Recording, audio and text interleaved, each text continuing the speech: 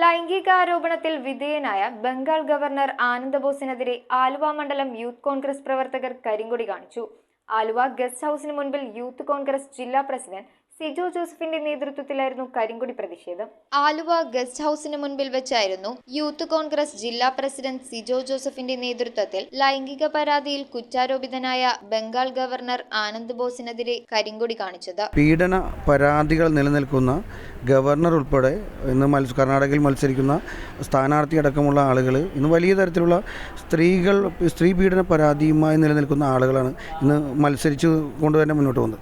ഈ സാഹചര്യത്തിലാണ് യൂത്ത് കോൺഗ്രസ് ഇത്തരത്തിൽ ഈ പറയപ്പെടുന്ന ആളുകളെ സംരക്ഷിക്കുന്ന സർക്കാർ നിലപാടുകൾക്കെതിരെ യൂത്ത് കോൺഗ്രസ് ശക്തമായ സമരത്തിലാണ്. അപ്പോൾ എന്തായാലും ഇനിയും ഇത്തരത്തിലുള്ള സമരങ്ങൾ കേരളത്തിൽ ഉണ്ടാകുമെന്ന് മാത്രമല്ല, ഈ ഗവർണർക്കെതിരെ നടപടിയെടുക്കുന്നവരെ യൂത്ത് കോൺഗ്രസ് സമരത്തിന് മുന്നോട്ട് പോകുക തന്നെ ചെയ്യും. പ്രതിഷേധത്തിൽ ജില്ലാ പ്രസിഡന്റ് സിജോ ജോസഫ്, സംസ്ഥാന ജനറൽ സെക്രട്ടറി സതീഷ് സത്യൻ, ജർജസ് V Jacob, Sanal Thomas, Ashraf B, Aslam PH, Siddique Meenthrakkal എന്നിവർ പങ്കെടുത്തു. News bureau, Aluva.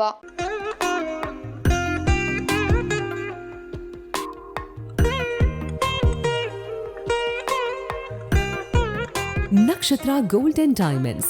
Online delivery available all across India.